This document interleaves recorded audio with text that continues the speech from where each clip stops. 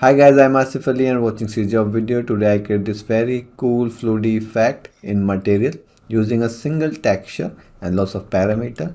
So I will create it from scratch so you can understand better, and if you haven't subscribed my YouTube channel yet, please subscribe it. If you like this video, like, share, and comment, and let's start this. So let's create a random effect like screen fire. So let's create a folder screen fire and let's create a material M fire, and I will use a common texture that you will have in starter content, so I will not create any uh, different texture that you don't have.